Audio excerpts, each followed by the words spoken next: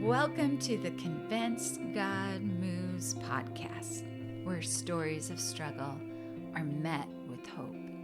My name is Audra, and here's my mission. I'm collecting stories that should inspire hope. It is easy to get stuck in our daily battles like coworkers, bills, lack of energy, and it's even easier to get stuck in the big battles, chronic pain, unfulfilled dreams. We can get so focused on our situation that we turn resentful. There's a heavy switch that has to be flipped to accept that life is full of struggle and we have no choice but to navigate through it. I found that if I'll listen closely to another person's story, then I might gain a perspective shift and maybe even some wisdom to help me navigate my journey. Today, Janet shares a few stories that she calls standing stones. She knows that they were miracles from God, and while they grew her faith as a child and young adult, these miracles have become a bedrock to anchor her faith, especially in the death of her daughter. Janet explains that being a pastor's wife, she and her husband had counseled many people in their grief, and now she is experiencing those impossible questions of, why, God? In Janet's words, she says they had been exempt from many struggles, but now in the worst journey parents should ever have to travel, they are learning. Lean not in your own understanding, but instead acknowledge God, and He will make your paths straight. If you're feeling stuck in your current pain, perhaps a shift in perspective would help. Janet is a great model of how to do that as she shares her standing stones. We're going to talk about a medical issue you had, and how old were you when that all started? Yeah. You know, I didn't know it at the time, but as I look back when I got older, probably my first experience with that was at age 12. At 12, you're oblivious to that kind of stuff. I was very sick. From a big family, so my mom and dad have 8 children, so I was raised in a home of 10. And my mother obviously didn't have any trouble having children. I had one sister that was married before me, and she didn't seem to have any trouble. I never thought that would ever be an issue, but at the age of 12, I was very, very sick, and my parents were taking me to the local doctor that we went. I don't think back in those days we went as much as maybe we do today, but I was going to the doctor, and I just remember being very, very sick, and at night we had like a tile floor in the bedroom where I slept, and I remember just laying on that cold floor with my stomach on the floor, and that felt pretty comfortable to me for a while. But as it turned out, I had a ruptured appendicitis. It was a while before I got the help that I needed. In fact, when they did the surgery, it was more of an exploratory surgery when they went in, but they found out it was a ruptured appendix. And my parents were told at that time when I was 12 that had I not made it to the hospital when I did, I probably would have been gone by morning. So that was my first. Like I said, I don't think I realized it at the time, but looking back years later, I realized that was probably my first start with having some issues like that. But it also was the first time I was trying to follow the Lord as a 12-year-old, but later I realized how God had spared my life. It was a miracle, and that it was only through those steps of finally getting to the doctor I'm here today. And so my life was totally different had that gone a different direction. And then, you know, as I got older in high school and all, I didn't seem to have any issues. After we were married, I did have a few issues, but nothing too much in those early years. We had been married a few years, and we wanted to have children, but, we had also thought we were going to wait a while. And my husband was a youth pastor, and we were just involved with teens and loved what we were doing, serving the Lord. But our teens would often say, when are you guys going to have children? And we're like, oh, we will, and didn't think too much about it. But that was a fairly often question asked us. Bill's dad was probably the one that asked it the most. There was not a phone conversation that we didn't have with him that didn't end in, when are you going to have my grandson? And so that was, just common thing. When are you going to have my grandson? And we just kind of passed it off. It was in those early married years, before Bill and I were even really seriously wanting to have a child. We wanted to, but we weren't really too concerned about it. I'd read an article that this lady had written that she had had ruptured appendicitis, and that she was not able to have children because of that. And the article paralleled with what I remembered so much of my own story at 12. And so the thought ran through my mind pretty often. I wonder if that would be me, or what if I couldn't have children? It was kind of that thing. Life went on, and those years, at that point in our life, we were in California. And so Bill took his first pastorate in Missouri, in Fenton, which was St. Louis area, and we were a little over an hour from my mother at that point in our lives. So we had gone back home. I remember being very sick and not really knowing what was going on. I'd gone to the doctor and didn't seem to get any answers, and I had gone several times. And I remember him saying, oh, it's just 24-hour flu or 36-hour flu. It just kept getting more. But I was hemorrhaging, and so I didn't think that connected with flu. We lived in a parsonage. It was this old farmhouse. We loved it because we had fixed it up, but it was hard to heat. And so when I got home, I was just always cold, and I would turn the thermostat up to 90.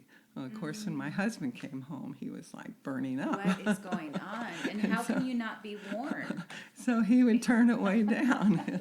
And so it's just like, back and forth. And I was still going and working, but I just was not doing well at all. We were young. I hadn't learned that, I should call somebody to ask them to pray for me, or share with my church group, I don't know what's going on, but would you pray for me? Mm-hmm. So I think at that point in our lives, we were more private with each other. I hadn't really told a lot of people that I was sick. Mm-hmm. And so I don't think too many people in our church knew it, but it was just week after week after week. I think at the end I had hemorrhaged for 40 days before I got help. We were serving the Lord. We were happy in our church, but we weren't getting rich with the salary we were making either. Imagine that. And so we had an old car that was just, we couldn't keep it running because it wasn't in good condition. In the midst of all this, when I was not doing well at all physically, we were able to buy a used car, but it was new to us, and we were so proud of it because it, was running. And before we even made our first payment on it, the engine blew up, and we were just devastated. So let me back up just a day or two before the engine blew up.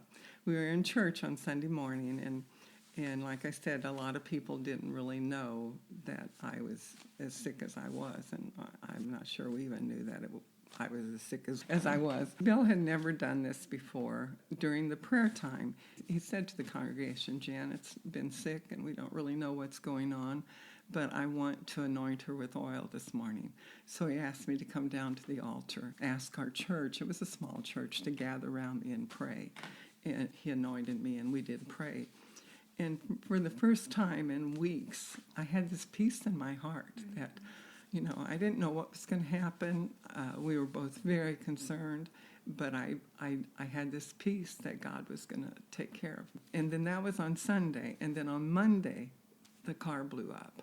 And we were just devastated, like, how could this happen to us? Why, God, But in the midst of all the why and how can we afford to get our car fixed, we both had this peace that that God was still with us from the anointing service on Sunday. First, we called my mother and asked if we could borrow her truck. My dad was not living, but she still had his truck. She said, sure. So then Bill called my brother-in-law to see if we could ride home with him. So he came by and got us. And honestly, from Sunday on, I was doing a lot better. I was feeling better. I wasn't in as much pain, but I was still sick, but I was feeling better.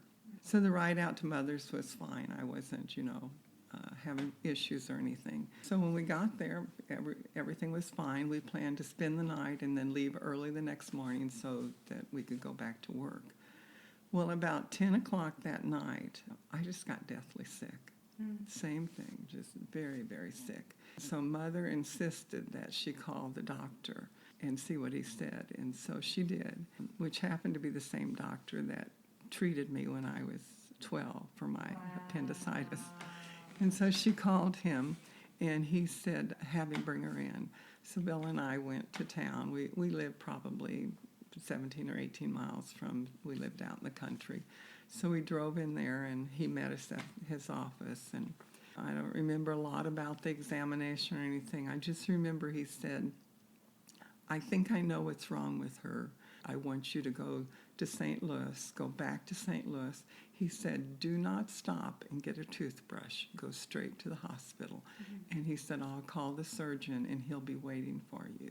That was a little scary to think Urgency. That we couldn't stop and get our suitcase or anything. So went straight to the hospital, and it was about an hour drive, and they were waiting for me when I got there. They had to give me 3 pints of blood before they could do surgery or anything at all.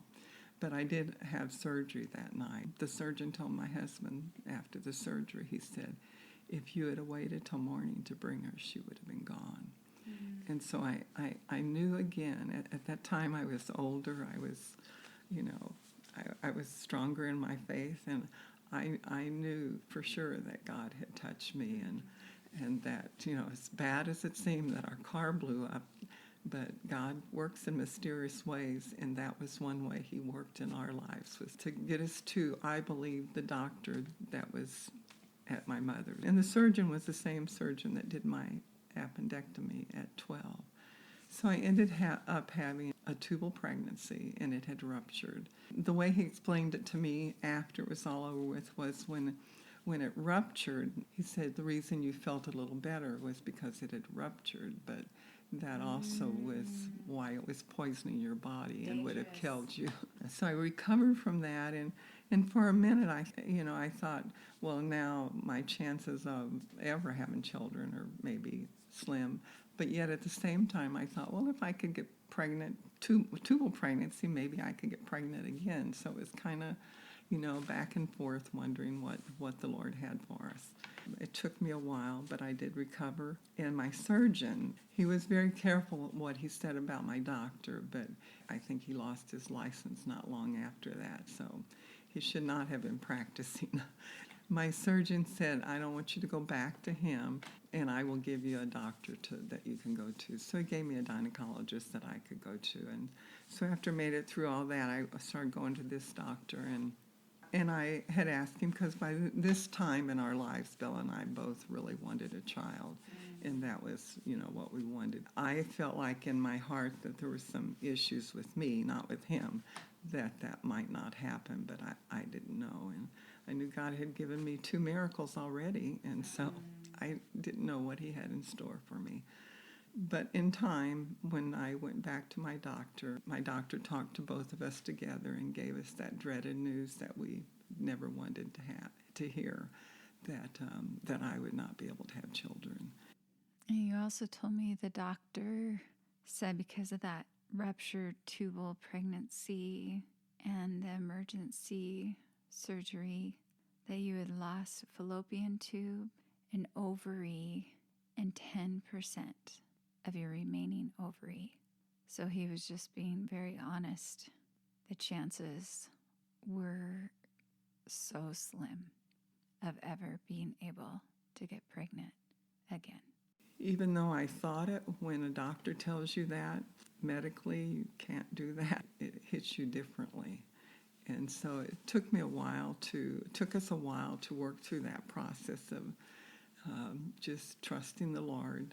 We had done that in many times before, and just another time that we needed to trust the Lord to show us what His will was for us. And so we, in time, talked about adoption and even got some papers to fill out for adoption, but we hadn't filled them out yet. We knew that if we were to adopt, it would take a miracle because our salaries were pretty meager at that time in our life. And so we knew that if we were going to adopt, that God was going to have to work a miracle in that situation even. That was just our prayer. We hadn't said a lot to people. We had told Bill's dad, and my mother knew, and our family knew, but we didn't really tell a lot of people. And so one of the life-changing miracles in my life from those early years was in our church. This couple was a close friend of ours. They had one child. They knew that we were going to the doctor, so they asked me, what did the doctor say? And so we shared with them that the doctor told me I could never have kids. So that following Sunday morning, in the course of that worship service, before Bill got up to preach, this guy stood up and said, I have a prayer request from someone who would never request it for herself. And he went on to share that Bill and I, the doctors had told us we could not have kids, and that he was asking the church to join with him in praying and believing that God would give us a child. We had no idea he was going to do that. We had no idea at that point what God was going to do with those prayers. I know today that God did hear the prayers of our church people and our family that was praying for us. Were you mad?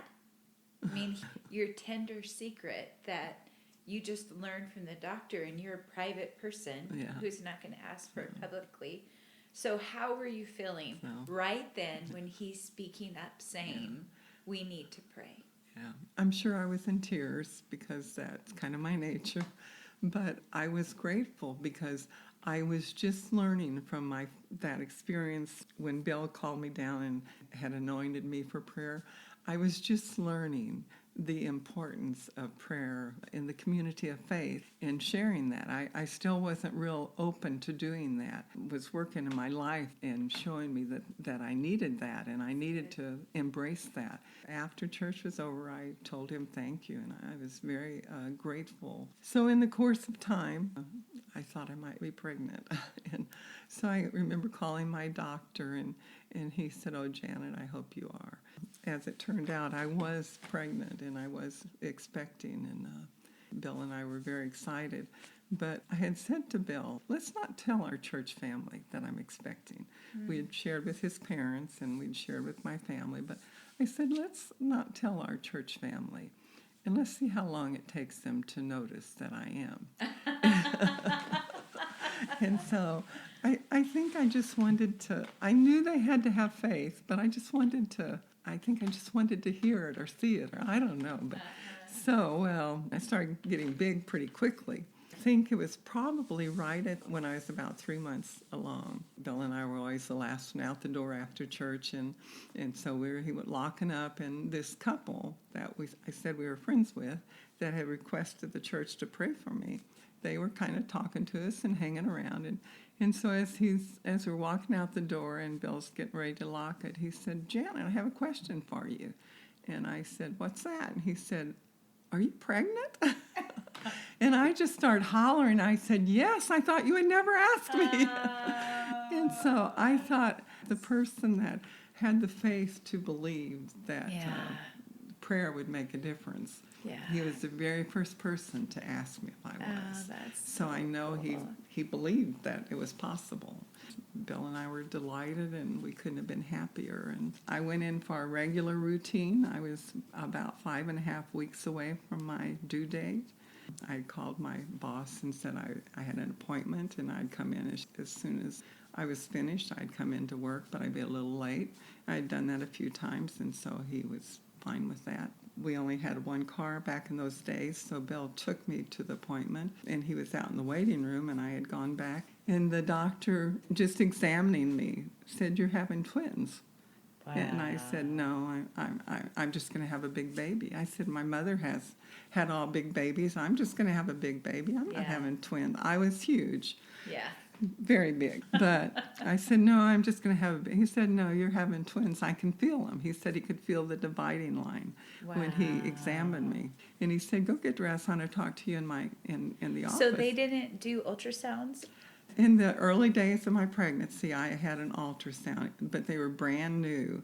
Okay. And they don't look anything like they do today. Yeah. I mean, I saw it, but it didn't look like anything at all. Yeah. And so he wanted me to go get x-rays.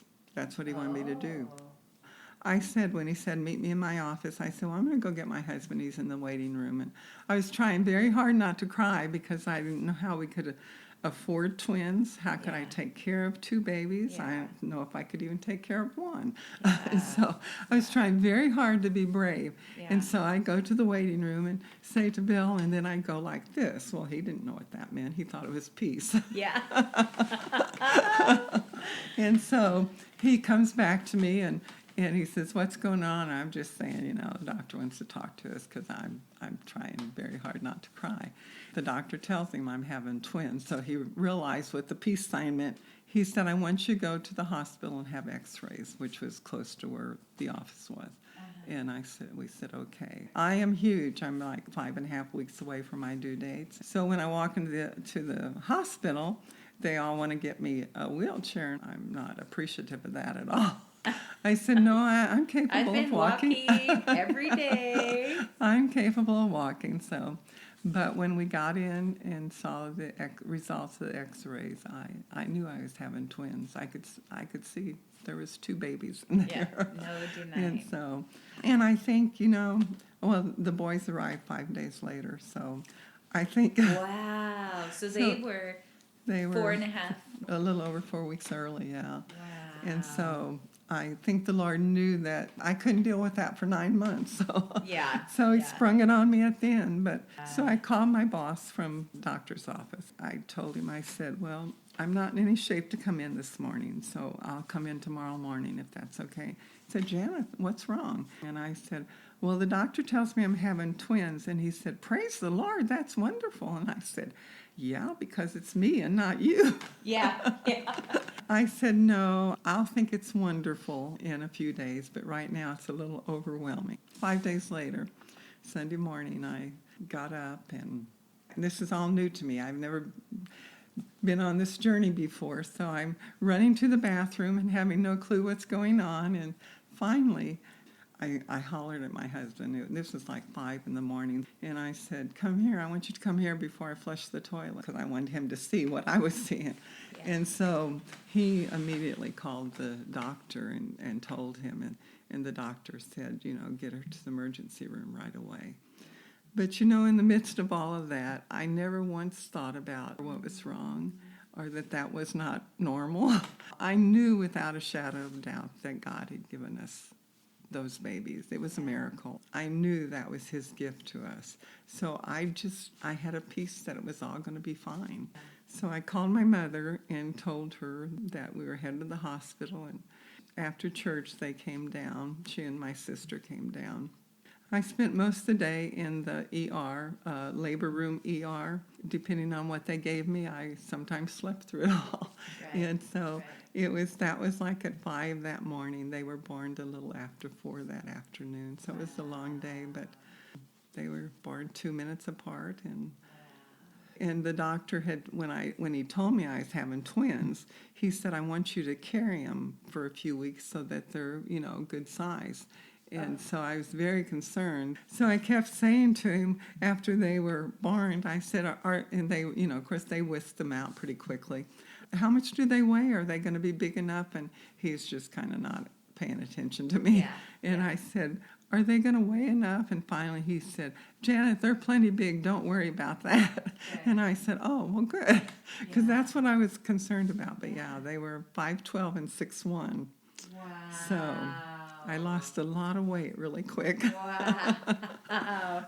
So help me remember, between your emergency surgery for your tubal pregnancy and your twins being born, what kind of time frame was that? It was a couple years. And did you have any surprise, unusual hemorrhaging or dangerous things happen with the labor of the twins? With the labor, no. Just No. that I lost all that blood before I went to the hospital. Yeah. And I was bleeding when I got to the hospital because, they put me in, they just put me in a labor room. They tell you to take your clothes off. And I followed instructions and I laid there. Pretty soon, it wasn't long, she came back in. And I said, well, I'm just laying in a puddle of blood if you could clean it up. And she lifted the blanket and she didn't say a word. She was out of there. And next thing I know, they're coming in. It was those early hours that I was at the hospital. But that was the only thing. I had no trouble. They gave me a paracervical back then. You may not even be, I don't think they do that today. So I was like fully alert, but I couldn't feel the pain. Good. And so I watched the whole procedure and and then the Lord blessed us. We have a daughter. In between them, I had a miscarriage, and she completed our family until we added daughter in loves, and then 5 grandchildren. But unfortunately, and don't understand God's ways at all, but she died at the almost 36 years of age at cancer. For a brief few days, I thought, God, why did you even give her to me? It was so hard. Yeah. I said, I just assumed. But then I remembered the joy she brought to our home and the joy she brought to our family and just the difference she made in our lives. And I'm like, even if it was a short time, it was well worth it. And even before we were married, Bill and I chose the verse, Proverbs 3, 5, and 6, trust in the Lord with all your heart and lean not to your own understanding, but in all your ways acknowledge him and he will make your path straight. And so different times in our lives, we've held fast to that more so than others, but at that particular time in our life, it's that verse and God's grace that got us through it. And we learned eventually, we're still learning, it doesn't ever go away, that it's with his strength and the hope he gives you and just the direction that he gives you, that he's very faithful even in those times that you don't know how you're going to get through it. And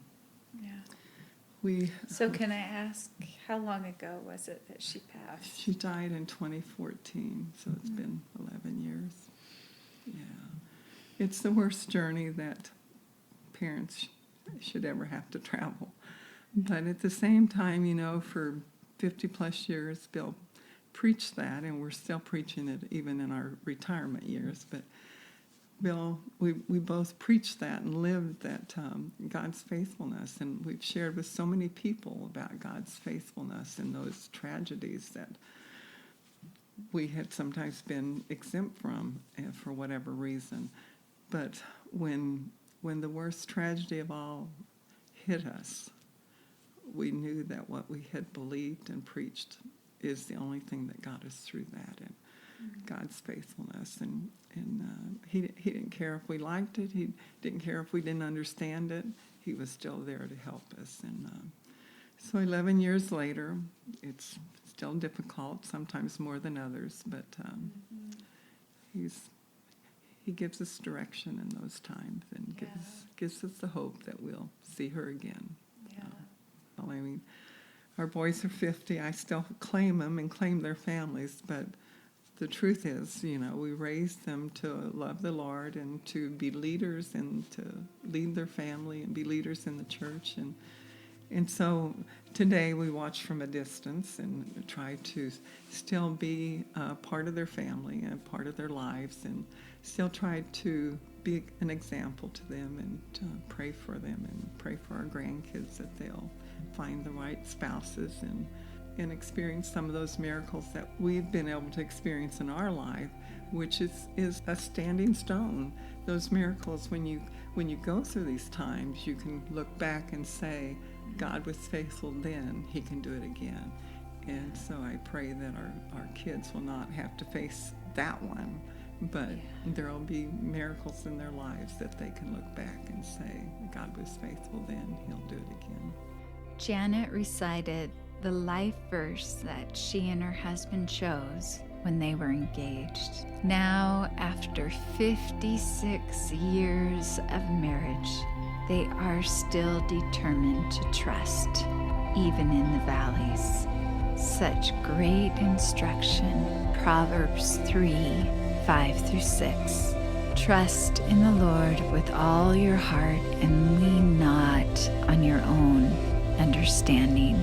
In all your ways acknowledge Him, and He will make your paths straight.